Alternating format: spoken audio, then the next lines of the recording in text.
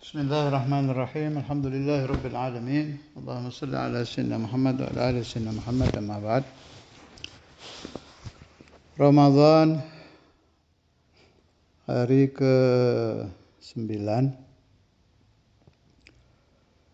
Saya dari beberapa hari yang lalu itu sudah melihat tayangan Syekh Ali Jum'ah Mesir, Alamatu Hadzal Asr.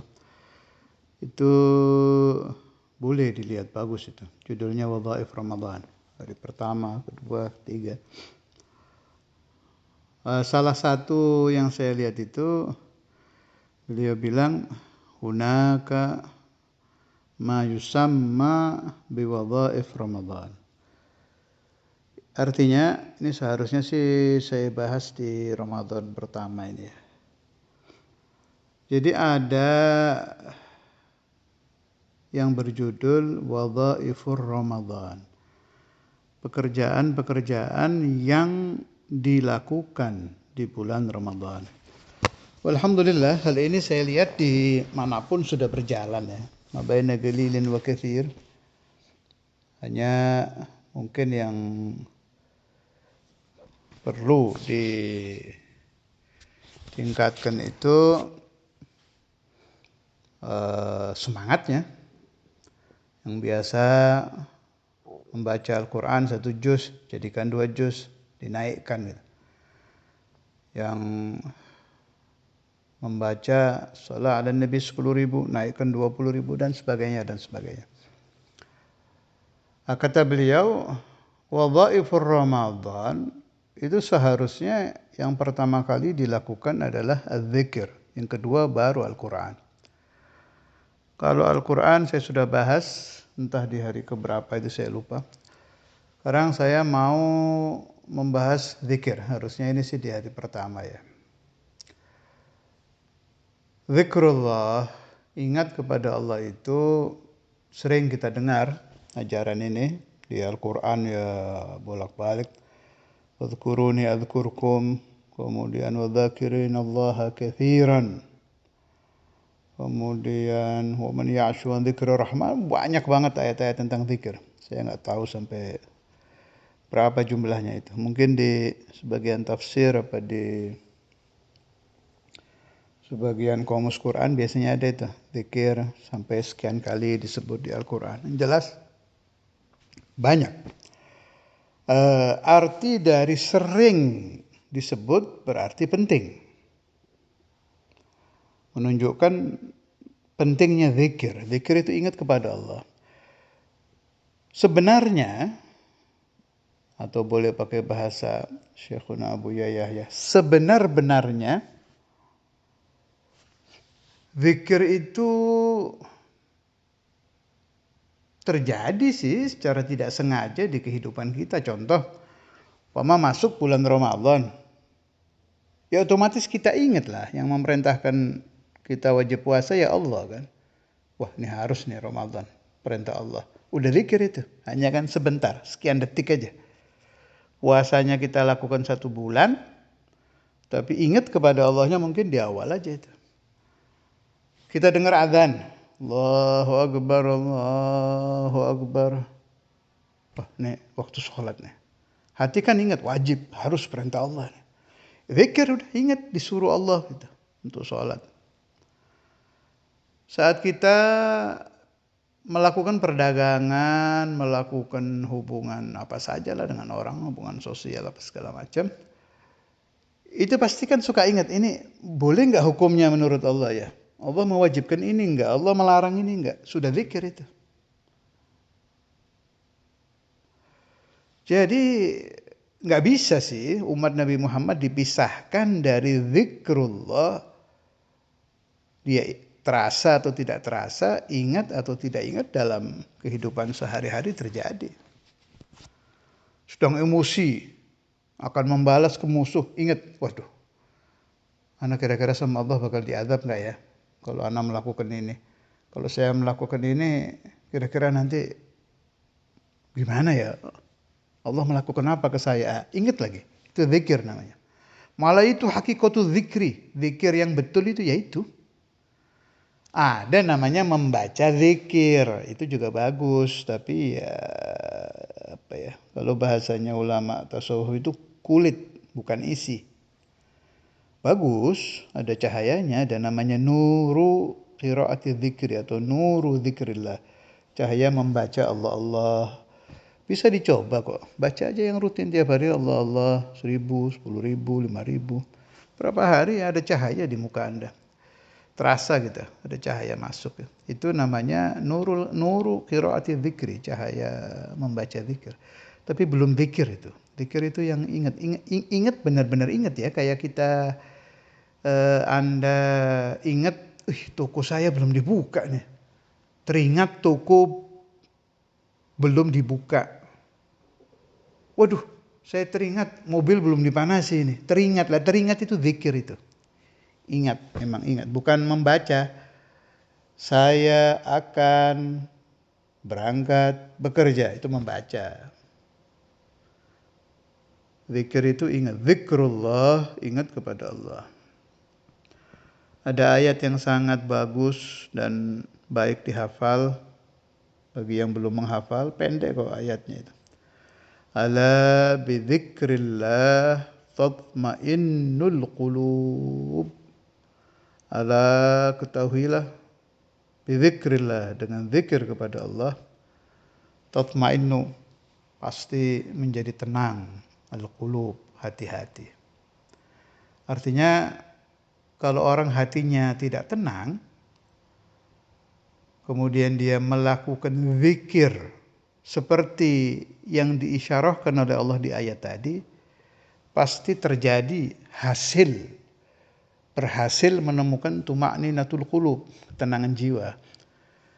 Pertanyaannya, kalau belum ada di hati kita rasa tuma'ninah, tenangnya hati, berarti ada yang salah di depan tadi. Ala bidzikrillahnya itu masih keliru. Sebab sadaqallahul azim, Allah itu selalu benar, sodako benar, Allahu Allah. Enggak ada yang tidak benar ajaran Allah. Kalau Allah sudah berfirman tatma'innu, kemudian tidak terjadi di hati kita, berarti depannya yang keliru. Zikrullah yang dikehendaki Allah belum terjadi di zikir kita. Artinya zikir kita belum sempurna. Baru membaca zikir. Itu aja juga sudah ada tenang, tapi dikit. Masih sangat dikit sekali. Siapa-siapa yang zikir kepada Allah dengan sebenar-benarnya zikir, pasti hatinya dan jiwanya akan tenang dan damai. Nggak kagetan menghadapi apapun itu tenang. Sulit-sulit ini ya Allah. Syekhuna Imam Al-Habib Abdullah bin Abdul Qadir Bil-Fiqih itu balagh hadzal maqam. Tenang hati. Syekhuna Abu Yahya syahadtu bi'aini. Tenang hatinya. Katsir minal ulama was-sulaha, orang-orang saleh yang benar-benar zikir, khususan ahlu tariqah yang zikirnya betul-betul di tiap hari itu sekian ribu itu terus Allah Allah Allah Allah dimasukkan ke jiwa itu dengan berjalannya waktu, tapi ya agak lama ya. Ya ada sih yang sebentar udah, tapi rata-rata ya lama itu. Baru muncul tatmainnul qulub. Makanya ada zikir khafi, zikir dalam hati Allah. Allah ada zikir jahar, membaca dengan keras. Semuanya itu menyebabkan akan munculnya tatmainnul qulub. Di sana ada pendapat ulama yang agak berbeda. Beliau mengatakan, ulama tafsir ini, ala bidzikrillah ala bidzikri ahkamillah. Ada yang berpendapat seperti itu. Jadi dengan mengenang Allah maknanya kata beliau mengenang hukum-hukum Allah. Jadi mutola'ah kutub, khususan at-tafsir. Kemudian fikih, apa aja lah yang berhubungan dengan ahkamullah. Ahkamullah jelas sumber pertama Al-Quran, thumma al-hadith, thumma al-fikih, Tumbal kutub. Semua apapun yang dikumpulkan oleh ulama pasti kembalinya ke sana. Kembalinya ke ahkamullah. Itu katanya juga memunculkan tatmainnul qulub.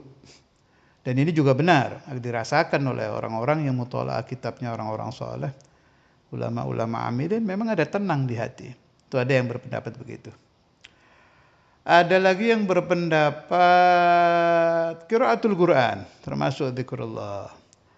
Ada lagi yang berpendapat, diantaranya Syekhuna Ki Said rahimahullah, beliau bilang, keterangan ini ya, afdalu dzikri Allahumma shalli ala sayyidina Muhammad, sebab ada Allahumma-nya itu kan, kemudian digandeng dengan shalli ala sayyidina Muhammad wa ala ali sayyidina Muhammad.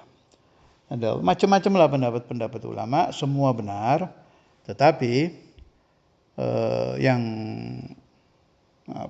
yang paling pas adalah bidzikrillah, ya mengenang Allah, bermakna sifat-sifatnya Allah. Kalau di kita, di anak-anak yang ngaji Aqaid Imam As-Sanusi itu ada bidzikrillah, ya dengan itu wujud, qidam, baqa, dibahas satu persatu. Mukhalafah, qiyamut ala bi nafsih, wahdaniyat, qudrat, iradat, ilmu, hayat, sama, basar, kalam, sampai akhir. Itu otomatis yang dikenangkan Allah, itu malah langsung itu sih. Wujudnya siapa? Wujudullah. Qidamnya siapa? Qidamullah. Baqanya siapa? Baqa Allah. Mukhalafatul hawadits, siapa yang mukhalafatul hawadits? Allah, langsung itu. Itu malah kalau kata saya latihan terbaik gitu, mempelajari wujud, qidam, baqa sampai selesai ya, sampai tuntas dengan guru yang sahih. Sebab hati-hati, pemahaman tauhid ini banyak yang terpeleset, harus ada sanadnya ya. Sanad pemahaman loh. Ada sanad baca kitab, sanad baca Dasuki, sanad baca Sanusiyah, sanad baca Aqidatul Awam, ada sanad muradul makna. Ini yang penting ini ya. Saya mempelajari makna ini, muradnya begini dari guru saya dari gurunya, dari gurunya, dari guru. Ini pemahaman semua, fuhumul aqaid. Sampai ke Sayyidina Sanusi, sampai ke Al-Imam Abdul Hasan Al-Asy'ari. Itu mahal itu. Pemahaman yang bersanad. Sebab kadang kalau kita di rumah gak pernah mondok, gak pernah ngaji, gak pernah hatam kitab tauhid, mikir-mikir sendiri, waduh, kacau itu nanti itu. Saya dulu zaman masih muda udah keliling ke tempat-tempat orang yang tauhidnya ngacu-ngacu itu, saya tanya, saya dengarkan. Terus saya tanya kepada beberapa dari orang-orang itu ya, ini belajarnya di mana? Sendirian. Pokoknya saya tinggalkan semuanya, pekerjaan, keluarga, apa saya tinggalkan, saya memikirkan wujud qidam baqa. Jadinya ngaco. Ya, kanu al-Imam Al-Asy'ari, nggak beda dengan Wahabi, kanu al-Imam Syafi'i, langsung mengambil makna dari Quran hadis. Kalau kita Ahlus Sunnah, Asy'ariyah, Maturidiyah, Syafi'iyah, Junaidiyah, Ghazaliyah ini muqallid. Kita tunduk, ikut, patuh kepada imam kita.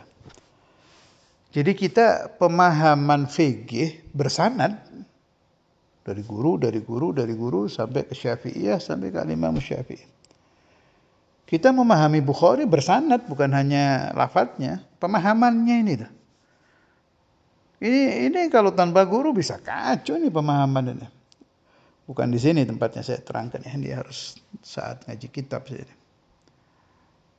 Saya saja ngaji dengan Syekhuna Abu Yahya, sama Syekhuna Imam Habib Abdullah, sama Syekhuna Ki Ahmad Ki Hasani, dalam beberapa kalimat itu pemahaman makna beda. Semua benar kalau ini. Suatu imam fahamnya begini ya Abdullah, Syekhuna Abu Ya begini. Ini satu masalah loh. Semua benar tapi ini bersanad semua. Dan itu harus Anda pegang dari sekarang, belajar ilmu itu. Ada sanad kitab, umpama qala Rasulullah sallallahu alaihi wasallam. Apa hadis itu? Innamal a'malu binniyat Wa innama likulli imri'in ma nawa ila akhiril hadis. Itu kalimat-kalimat hadis yang kita baca di kitab hadis kan, di Arba'in Nawawi dan lain-lain. Ini kita baca itu dari guru kita. Guru kita baca ke gurunya. Si lafaz-lafaz bahasa Arab nih, kalimat-kalimat bahasa Arab. Sampai ke Sayyidina Umar bin Khattab, sampai ke Sayyidina Maulana Rasulullah sallallahu alaihi wasallam. Dah. Itu namanya sanad lafaz hadis. Kemudian si guru menerangkan kan, beliau guru ini menerangkan kan. Ini al-murad min hadzal hadis gini. Itu namanya makna murad. Ini bersanad juga. Gitu loh. Bukan Habib Abdullah itu memahami dari pikiran beliau sendiri, enggak, beliau dengar pemahaman itu dari Habib Abdul Qadir. Habib Abdul Qadir mendengar pemahaman itu dari gurunya.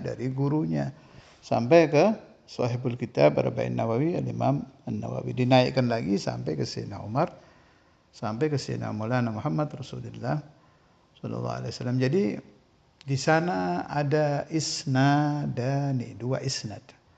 Sanadani, dua sanad. Satu sanad lafal, dua sanad murad. Sanad lafzul hadis, sanad kalimat fikih, sanad cuma gini ya. Orang salah pemahaman di fikih, sholatnya batal, puasanya batal, zakatnya batal, bermakna tidak sah. Tapi kalau orang salah di dalam pemahaman tauhid, serem, kafir ini. Salah memahami satu sifat Allah, loh kan bahaya itu. Contoh, saya kasih contoh nih biar Anda masa sih gitu aja kafir, gitu aja murtad kayak Wahabi aja Habib ini. Nah, dengarkan ini contohnya. Sifat Allah pertama wujud. Allah itu wajibul wujud, ada. Lah itu salah paham. Ternyata Allah yang diartikan tidak ada. Murtad enggak itu? Ternyata Allah tidak wujud. Salah pemahaman tentang wujud dibilang, loh Allah itu wujud. Tapi karena tidak bisa kita lihat, berarti wujudnya tidak wujud. Enggak kelihatan sih. Berarti wujud yang tidak wujud. Ada orang pahamnya ngaco seperti itu. Kalau wujud ya harus bisa dilihat. Tidak bisa dilihat berarti tidak wujud. Dalilnya. Sesuatu yang wujud harus bisa dilihat. Saya pernah dengar itu di salah satu video yang disebarkan sama anak-anak itu. Sesuatu yang tidak bisa disaksikan berarti tidak ada. Loh, ada pemahaman seperti itu, pemahaman maghrum, pemahaman gila-gilaan. Nah, berarti kan salah paham memahami wujud. Salah paham memahami wujud, hukumnya murtad, kafir. Hati-hati. Al-Imam Al-Asy'ari, saya temukan di kumpulan buku Syekhul Imam Habib Abdullah, wal khata'u fi qaulina kufrun. Kalau kami ahlu tauhid mengatakan ini salah, berarti kafir. Contoh seperti wujud disalahpahami, orang bisa murtad. Na'udzubillah wa nasallallahu as-salamah wa sallallahu ala sayyidina Muhammad wa ala alihi wa sahbihi wasallam. Alhamdulillahirabbil alamin.